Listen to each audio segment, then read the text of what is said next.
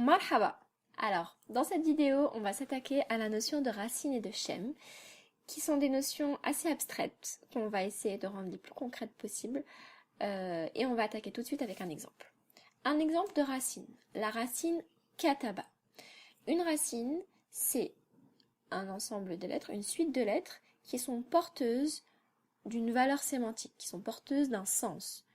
Mais c'est pas un mot précis, c'est une notion. Et donc en arabe, un mot se construit en combinant le sens de la racine, exemple kataba, à une autre structure qu'on appelle un shem. Et un shem, ça va être en quelque sorte un moule qu'on va appliquer à notre racine pour lui donner une forme. Et ce shem, ce moule, lui aussi est porteur d'un sens. Ici, le shem fa'il, c'est le shem du participe actif, qui veut dire celui qui fait l'action. Donc, si on combine le shem du participe actif, celui qui fait l'action, à la racine de l'écrit de l'écriture, ça va nous donner le mot katib, celui qui fait l'écriture, l'écrivain. Katib signifie écrivain. Et c'est comme ça que l'on construira les mots en arabe et que l'on construira aussi la conjugaison, la morphologie des mots. La grande majorité des racines comptent 3 lettres. Donc on a des racines trilitères en majorité en arabe, mais les racines de plus de 3 lettres existent quand même, mais en minorité. Pour désigner un shem, parce qu'un shem c'est quoi? On a dit c'est un moule, mais c'est très difficile d'en parler, de le désigner, de pouvoir le décrire. Du coup, on l'a appliqué, on applique le shem dont on veut parler, qu'on veut désigner, qu'on veut pointer du doigt, en lui appliquant une racine qu'on a choisie par convention, qui est la racine fa'ala.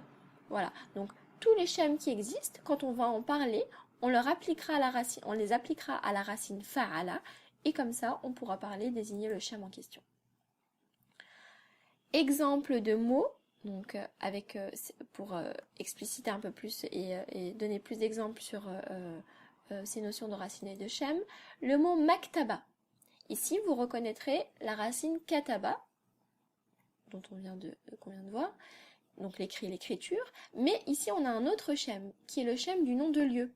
Et donc maktaba, ce sera une librairie ou une bibliothèque, le lieu où il y a de l'écrit, de l'écriture. Autre exemple avec le shem du nom de lieu, comme ça on garde le nom de lieu avec une autre racine, madrasa, darasa, c'est la racine de l'étude, de tout ce qui est cours, scolaire, etc. Et donc madrasa signifie l'école, puisqu'on lui a appliqué le shem du nom de lieu. Voilà. Un autre mot avec la racine kataba, pour revenir à la même racine qu'au début, et bien là, on a appliqué non pas le nom de lieu, ni le participe actif, mais le participe passif, donc celui qui subit l'écriture. Et maktoub signifie plusieurs choses, mais entre autres, ce qui a été écrit, et par extension, le destin, ce qui était écrit, etc., si on y croit.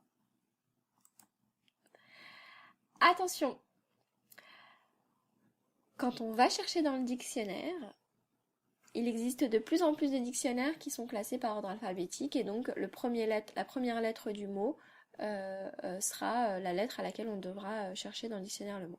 Mais initialement, un mot en arabe, dans les dictionnaires, on classe les mots par ordre alphabétique, mais en utilisant la première lettre de la racine du mot et non pas la première lettre du mot.